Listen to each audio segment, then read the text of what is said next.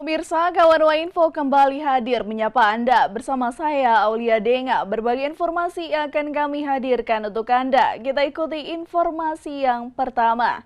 Pemirsa, proyek penanganan longsor di Jalan AKD Ruas Kaya Kota Mobagu senilai 23,6 miliar mulai dikerjakan. Sistem buka tutup dari dan menuju Kota Mobagu akan kembali diberlakukan. Balai Pelaksanaan Jalan Nasional Wilayah 2 telah menyelesaikan proses lelang. Proyek penanganan longsor Jalan AKD Ruas Jalan Kota Mobagu, tepatnya di Desa Komangaan, Kabupaten Bolang Mongondo.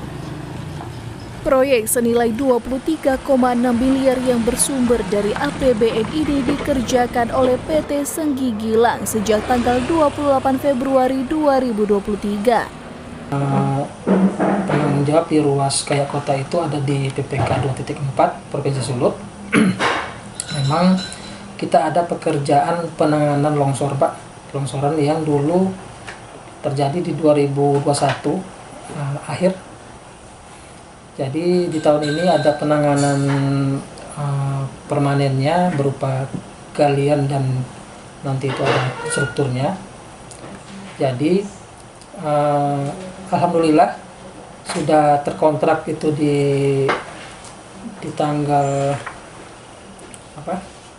24 Februari lalu dengan anggaran kontrak itu 23,6 miliar.